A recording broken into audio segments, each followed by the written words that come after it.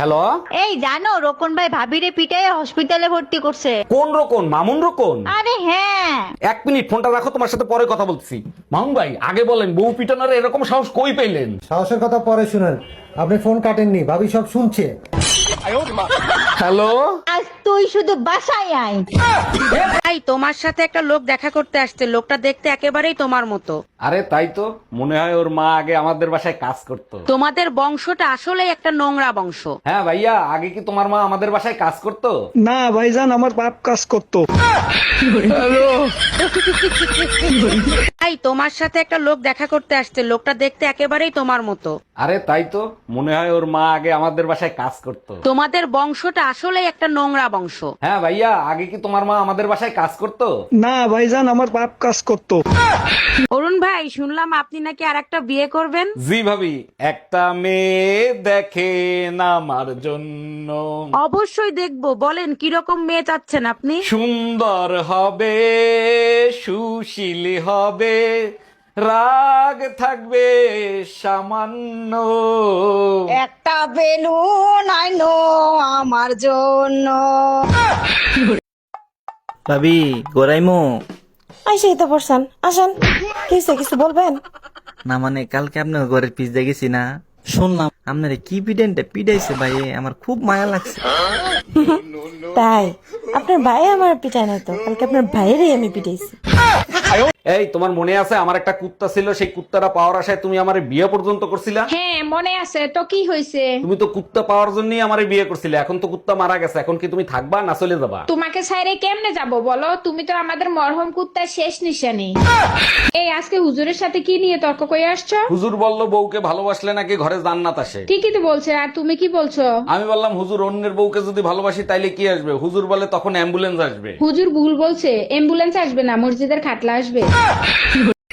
Hello শ্বশুর মশাই, হ্যাঁ জামাই বলো। বলছি যে আপনার মেয়েকে নিয়ে আমি খুব কষ্টে আছি, বুঝলেন শ্বশুর মশাই। ধরো জামাই, গোটা বাঁশের ঝাড় আমার কাছে, তার ভিতরে একটা বাঁশ আমি শুধু তোমাকে দিয়েছি, তাহলে বেশি কষ্টে কে আছে গো জামাই বলো? আমার থেকে শ্বশুর বেশি সমস্যায় পড়িয়াছে, বাঁশের ঝাড় শ্বশুরের কাছে আছে, আর তার ভিতরে একটা বাঁশ আমাকে দিয়েছে শ্বশুর মশাই, আমি বুঝতে পারিয়া গেছি গো। ডাক্তার, সারা শরীর ব্যথা করে, গায়ে জ্বর, মনে হয় আমার ডেঙ্গু হইছে। আপনি কি করে বুঝলেন? আপনাকে কে মশাই কামড়াইছে? মৌমাছির চাকে ইটা মারছিলাম, সব মৌমাছি আইসে পাছা দিয়ে উল ফুটাইছে। তাইলে আপনার ডেঙ্গু হয়নি, এডস হইতে পারে। এডস এর টেস্ট করায় নিয়ে আসেন। এই ঘরে এসি লাগাইছো, টাকা পাইছো কোথায়? আমার কাছে 1000 টাকা ছিল, সেই টাকা দিয়ে কিস্তিতে এসি লাগাইছি। বাকি টাকা কি তোর বাপের বাড়ি দিয়ে এনে দিবি? আমি 1 টাকাও দিতে পারবো না। 3 মাস কিস্তি না দিলে এসি খুলে নিয়ে যাবে, গরমের 3 মাস চলে গেলে এসি দিয়ে কি করব? এই কি হয়েছে তোমার হাতে? অ্যাক্সিডেন্ট করছো নাকি? কুত্তায় কামড়াইছে, তাড়াতাড়ি চলো, ইনজেকশন দিতে যাবো। বিয়ের আগে তো আমারও কুত্তায় কামড়াইছে, কই আমি তো ইনজেকশন দেইনি, আমার তো কিছু হয়নি। আমি তোমারে বিশ্বাস করি না, দাঁড়াও তোমার মার কাছে শুনে দেখি। হ্যালো আম্মাজান, আপনার মেয়েরে নাকি বিয়ের আগে কুত্তায় কামড়াইছে, তার কিছু হয় নাই? না জামাই, ওর কিছু হয় নাই, শুধু কুত্তাটা মারা গেছে।